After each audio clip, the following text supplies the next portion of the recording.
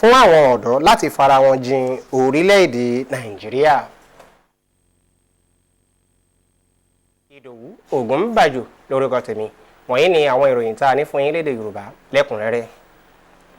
Àwọn ẹbí Òkúnlọ́wọ̀ ní ìlú Ìjẹ̀bú Òde ti ṣe àdéhùn àti máa ní àdúrà ọlọ́dọọdún léyìí tí bàbá wọn ti ṣe bọ́ba ṣúwà àkọ́kọ́ fún àwọn ẹgbẹ́ onígbàgbọ́ Ìjẹ̀bú fi lé wọn lọ́wọ́ pẹ̀lú bí ó ti jẹ́ pé wọ́n ti papòdà láti bí nǹkan bíi ọdún 36 sẹ́yìn.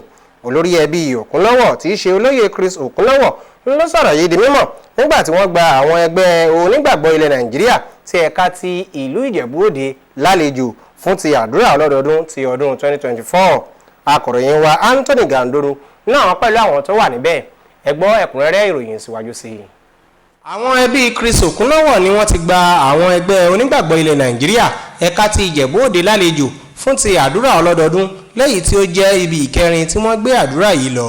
Àdúrà yìí dá lé orí ìfẹ̀mímoore hàn láti ọ̀dọ̀ àwọn ẹbí Òkúnlọ́wọ̀ fún ti oore ọ̀fẹ́ àti àánú rẹ̀ lórí ìdílé náà àti láti sì tún gba àdúrà fún ìṣọ́ àti ààbò kí ọdún 2024 yìí ó sàn wọ́n.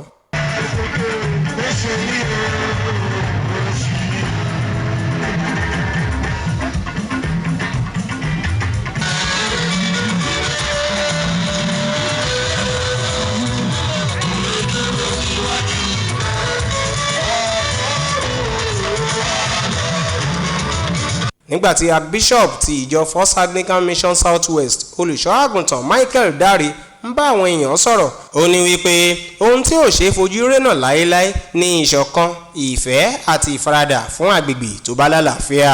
Àlùfáà yìí wá rọ gbogbo àwọn ẹlẹ́sìn Kìrìsìtẹ́nì tí wọ́n ń wá oore ọ̀fẹ́ Ọlọ́run kí wọ́n ronúpìwàdà kúrò nínú ẹ̀ṣẹ̀ kí wọ́n sì tọpasẹ̀ Ọlọ́run lọ.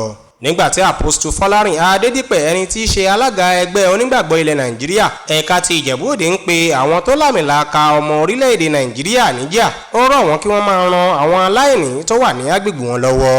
Nínú ọ̀rọ̀ ìfẹ̀mímoore hàn àwọn ẹgbẹ́ onígbàgbọ́ ti ilẹ̀ Nàìjíríà ẹ̀ka ti Ìjẹ̀bú Òde wọ́n sọ ipa takuntakun tí àwọn ẹbí Òkúnlọ́wọ̀ kó fún ìtànká Jésù Kristi olùgbàlà tí wọ́n sì pèsè ẹ̀bùn fún ìdílé náà léyìí tí àwọn ẹbí yìí mọ rírì rẹ̀. A dúpẹ́ lọ́wọ́ Ọlọ́run pé Olúwa fún wa ní oore ọ̀fẹ́ láti máa ṣe àdúrà ọdún yìí ní ọdọọdún ní ẹ̀yìn 36 years tí bàbá wa ti lọ, ṣùgbọ́n gbogbo ògo ó wà ní ọ̀dọ̀ Ọlọ́run tí ò bá sọ́lọ́run à nílẹ̀ ṣe. A lè dúpẹ́ pé Christian ó ń gbòòrò sí nílẹ̀ Yorùbá pàápàá níjẹ̀bú Òde. Lẹ́yìn ìgbà náà ni wọ́n wá rọ̀jò àdúrà fún àwọn tó dolóògbé ní ọdún 2023 tó kọjá tí wọ́n sì tún gbàdúrà àlàáfíà àti àgbéga fún àwọn ẹbí Òkúnlọ́wọ̀ ìlú Ìjẹ̀bú Òde àti orílẹ̀-èdè Nàìjíríà lápapọ̀.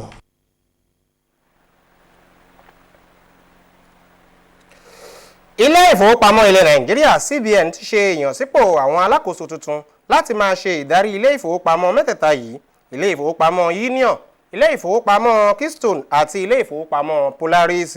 Eléyìí ló ń wáyé lẹ́yìn ìgbà tí wọ́n ṣe àtúntò àwọn aláṣẹ àti olùdarí tí í ṣe àkóso àwọn ilé ìfowópamọ́ yìí nínú ìròyìn tí ó wáyé tẹ́lẹ̀ láti ọ̀dọ̀ alákòóso ìgbìmọ̀ ìbáraẹnisọ̀rọ̀ ilé ìfowópamọ́ ilẹ̀ Nàìjíríà CBN ìyẹn Akama Sidi Ali.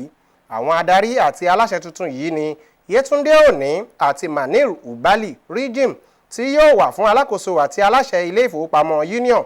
Hassan Imam àti Shion Mang yóò dúró gẹ́gẹ́ bí alákòóso àti aláṣẹ ilé ìfowópamọ́ Keystone, lẹ́yìn tí Lawal Ndashir Ọmọkáyọ̀dé Akíntọ́lá àti Chris Onyeka Òfikulu yóò dúró gẹ́gẹ́ bí alákòóso àti aláṣẹ ilé ìfowópamọ́ Polaris. Ilé ẹjọ́ tó ga jùlọ lórílẹ̀-èdè Nàìjíríà ti sún ìdájọ́ lórí ẹjọ́ kòtẹ́milọ́rùn tí ẹgbẹ́ òṣèlú PDP pè fún ìpèníjà àtúnyàn gómìnà ìpínlẹ̀ Ògùn Dàpọ̀ Abíọ́dún síwájú pé ó tún di ọjọ́ míì ọjọ́ rí. Ẹgbẹ́ òṣèlú agbòrùn tí ṣe PDP àti àwọn òǹdíje dupò rẹ̀ tó fìdí rẹmi ń ló ti pẹjọ́ kòtẹ́milọ́rùn fún ìpèníjà àtúndì ìbò tí wọ́n fi yan Dàpọ̀ Abíọ́dún lóyè gẹ́gẹ́ bí gómìnà lẹ́lẹ́kejì lẹ́yìn tí wọ́n rí ìbò tọdún 2022 tí wọ́n dì ní ìpínlẹ̀ Ògùn yìí gẹ́gẹ́ bí ohun tí ò tọ́ tí màkàrúrù àti awúrújẹ wà nínú rẹ̀. Agbẹjọ́rò fún olùfisùn Chris Uche San ló ti fẹ̀sùn kan àjọ tó ń rí sí ọ̀rọ̀ ìdìbò INEC wípé ńṣe ló yẹ kí àjọ náà ó ṣe àtúndì ìbò ní ibùdó ìdìbò 19 lẹ́yìn tí ó kárí ẹgbẹ̀rún lọ́nà 40 ènìyàn níbi tí wọ́n ti wọ́gi lé èsì ìdìbò tí wọ́n sì yọwọ́ ẹni tí ó jáwọ́ olúborí sókè.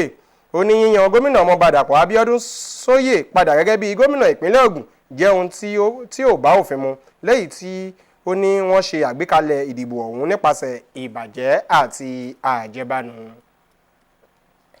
Lára àwọn ayẹyẹ èyí tí wọ́n fi ń ṣe ìmọrírì àti ìrántí àwọn ológun tó pàdánù ẹ̀mí wọn lójú ìjà, àwọn àbọ̀dé ológun ti ṣètò ìdánilẹ́kọ̀ọ́ fún àwọn ọ̀dọ́ ọmọ orílẹ̀-èdè Nàìjíríà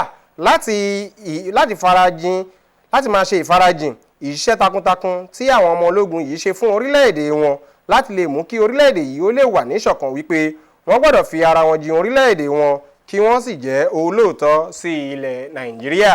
Ekene Ndulue ló jábọ̀ ìròyìn yìí. Kó tó di pé a máa tẹ̀síwájú nínú àwọn ìròyìn wa, ẹ jẹ́ ká dé òkè lọ́hùn fún ìpolówó ọjà. NTA na Ijebu ogbonge thing.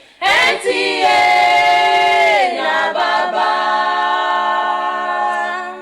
NTA Ijebu, your heritage station. Àwọn àjọ tó ń rí sí ìjàfẹ́tọ̀ọ́ ọmọ ènìyàn lórílẹ̀‐èdè Nàìjíríà ti gbé òṣùbà káre láé fún ààrẹ Bọ́lá Ahmed Tinubu lórí àwọn ìgbésẹ̀ rẹ̀ lójúnà bí ó ṣe ń fi ọgbọ́n tukọ̀ orílẹ̀‐èdè yìí, pàápàá jùlọ ohun tí orílẹ̀‐èdè yìí ń dojúkọ.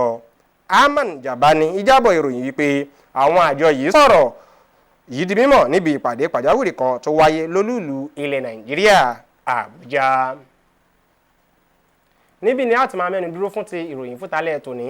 Ẹ má gbàgbé àti tẹ̀lé wa lójú òpó wa Facebook NTA Ijebu àti lórí YouTube. Ìdòwú Ògúnbàjò lórúkọ tèmi. Ó dàárọ̀.